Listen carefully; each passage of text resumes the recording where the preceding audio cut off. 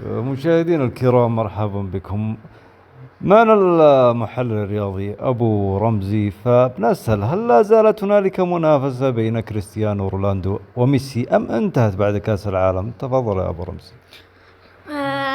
الحين المنافسة انتقلت للمواهب الصغار، أما الكبار ودعناهم الله. لكن السؤال قبل نهاية هذا العام الهجري أو الميلادي بالمعنى الصحيح، الجيل السابق، نتكلم عن الجيل السابق، رونالدو، ميسي، نيمار، المنافسة بينهم الآن من تفوق أول حاليا مع نهاية كأس العالم؟ اليوم ميسي. لماذا بوجهة نظرك ليو تفوق على كريستيانو رونالدو؟ بسبب أنه حقق كأس العالم.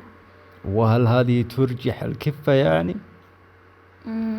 هل هذه ترجح كفة ميسي على رونالدو لأنه فقط لا. حقق كأس العالم؟ لا. فلو اطلعنا على تاريخ كريستيانو، أهداف أكثر من اليوم ميسي كأهداف، بس ككرة ذهبية نجعل الأفضل والصناعة قصدك يعني؟ أيه. هو فعلا بعض الناس يفكر يقول أهداف فقط، مع أن العلم لو نجمع يعني لو لازم الإحصائيات كلها يتفقوا بشيء. طيب الإحصائيات أفضل، مثلا ميسي والدون إحصائياتهم زي تقريبا قريبة لبعض، فأنا أشوف هذا العام يتفوق اليوم ميسي يعني فقط. قصدك بالأرقام ولا عشان كأس العالم فقط؟ بالأرقام كأس العالم نجمعها كذا. فعلا البعض يرى الأهداف فقط، يعني عينه فقط عند منطقة الجزاء بعد ما يجي الهدف، ما يشوف داخل الملعب ماذا يحصل في المنتصف. ما كم مرة صنع، كم مرة حاول، كم مرة قطع. ترى ما هي على الأهداف ولا هي على الصناعة، هي على الإبداع وعلى الروح. إذا كان اللاعب يلعب وما عنده روح هذا يسد لي ما شوي. صحيح، بس كروح رونالدو يمتلك الروح. ما ننسى نعم. لو سمحت لي، ما ننسى مباراته مع كأس العالم البرتغال وأسبانيا، كان الفريق يعتمد تماما على كريستيانو رونالدو. هذا غلط. لكن بدع غلط وتعادل. لكنها غلط. فازوا تعادلوا على ما أعتقد، لكن كانت روح رونالدو مميزة يعني. بس المفروض ما يعتمدون على لاعب واحد.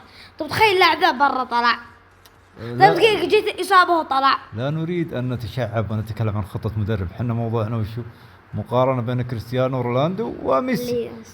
كروح أنا أقول لك ميسي كذلك. لا ميسي لا. كريستيانو يتفوق. يا سلام، نعم. هنا أنت منصف، قبل شوي لم تكن منصف، حاليا أنت منصف. رونالدو يتميز بالروح، يعطي فريقه حماس، بالتسديدات كرات رأسية، طيران خرافي، إبداع، يعطي يصارخ، يلعب بقى معطاه كأن لو إنه هو الوحيد يقول الفريق ذا ما هو بشيء قدامي، نبي نلعب بالروح. نعم هو فريق لا أحد يشكك أن لكن ميسي صراخ بس ما يعطي الروح.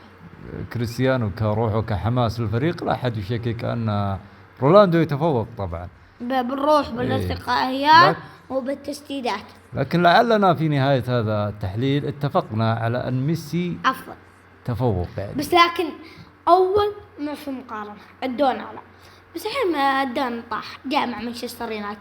لون الحين لاحظ في شيء، مانشستر يونايتد أو باريس سان جيرمان، ميسي طالع مع فريق كويس فيقدر يبدع معه.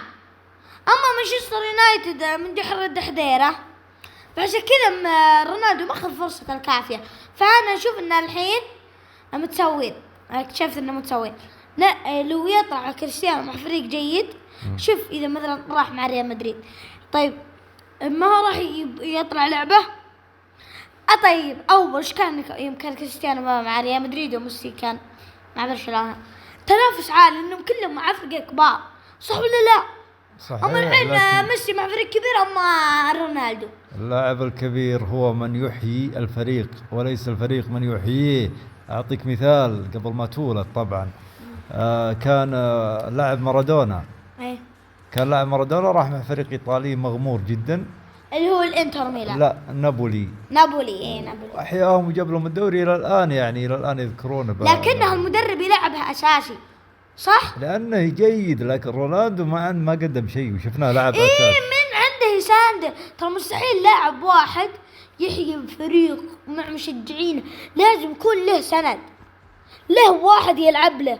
زي الحين ميسي قسم لو ما في مبابي نيمار وناس يلعبون معاه صح، أنت لو الحين ضدك معاك 11 لاعب وذاك وفريقك ما منهم اللي يلعب زين، ما منهم اللي يستلم كورة، راح تفوزون؟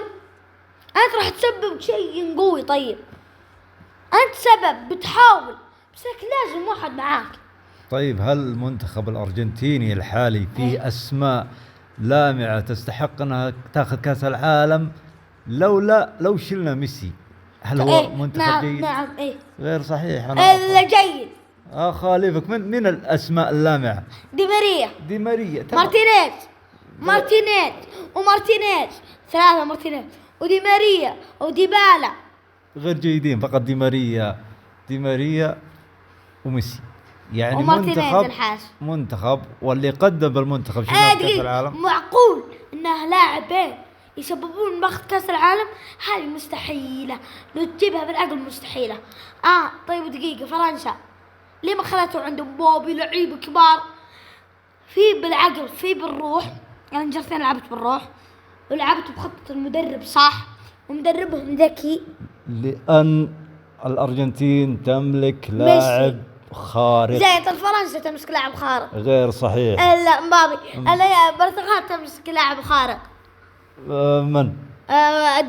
الدون ما سوى شيء. لاعب البلجيك تمسك لاعب خارق. ما هو خارق، ما في لاعب خارق زي ميسي انك تشوف اشياء لا يمكن انها تفعل على الطبيعة. مستحيل. يعني لا يعني بسبب ميسي ودي ماريا اخذوا كاس العالم. نعم، وبميسي بالذات، ميسي الحالة غلط. يعني لولا هذول اللعيبة كان اخذوهم؟ لا المنتخب سؤال لولا، يعني هم المنتخب سبب اشياء كويسة ولا لا؟ سبب ايجابيات ولا ما سبب؟ سبب ولا لا؟ سؤال، رد على سؤالي. سبب نعم. اجل خلاص. بس مع ميسي تنقد لعيبة وتطلع ميسي حالة، انا اشوف ان هذا غلط. هذا غير انصاف، لا تراه انصاف، لكن انا ارى انصاف بما ان لو اللعيبة الارجنتين كلها اشتغلت عشان يجيبونها. تعني اتحدث لا، لو ميسي ما هو موجود كان ممكن الارجنتين جيد لا باس فيه، بس ما هو فريق خارق ولا يستحق كاس العالم بدون ميسي. نعم كان يصير المركز الرابع الخامس.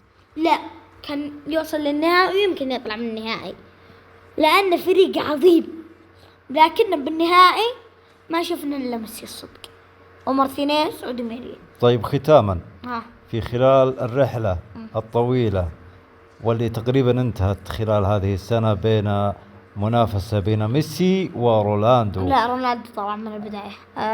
أبغى خلال لا هذاك جيل، نتكلم عن الجيل السابق، نيمار ميسي رونالدو. طبعا يستثنى نيمار لأنه ما بحولهم، لكن نتكلم سابقا ولا حاليا؟ خلال مسيرة كاملة من يوم لعبوا وبدأت المنافسة بينهم إلى الآن. من ترشح؟ الدون يتفوق على ميسي؟ الدون يتفوق على ميسي؟ الدون لا كلهم لا معارض. هذا رأيك لا لن أتكلم معك. أنا لعب تذكرت حاجة، أني أنا لعبي يشبه لعب ميسي، أحب يعني الأهداف الغريبة وزي كذا، لكن حتى أهداف الدون عجيبة جدا، فأنا أفضلهم الاثنين بالعالم. لو جيب لي أي لاعب بالعالم الحين، جيب لي أي لاعب الحين، قل لي مارادونا قل لي أي لاعب. يا أبو رمزي السؤال واضح. ما أقول من اللي يلعب أحسن تأثير، كلهم زي بعض كلهم، يعني الآن كلهم يعني ميسي رونالدو هم مستوى واحد، هم ما في التوب، ما في واحد رقم واحد اثنين. طيب تمام، هذا رأيك أبو رمزي ولك الحرية. أنا عن نفسي أرى ميسي تفوق بجدارة على رونالدو، رغم رونالدو تسجيل أهداف، لكن ميسي تفوق بالتأثير على الفريق كاملا. أقول لك شيء يا أخي ما أدري، بس لكن شوف أنا بأجمع الإحصائيات كلهم قديما وجديدا. قديما كلهم زي بعض، لكن جديدا يتفوق اليوم ميسي. نتكلم عن مسيرة كاملة، مسيرته كاملة، المسيرة كاملة صدق. رونالدو يتفوق كأهداف ما حد زيه طبعا، متميز، لكن كصناعة الأهداف وصناعة اللعب يتفوق ميسي. أشوف ميسي آخر كلام. ميسي. أنت متذبذب اليوم، كل يوم بكلمة. يا أخي اثبت على خلاص كلمة. اليوم ميسي تجبر على الكريستيانو. ممتاز، وأنا كذلك.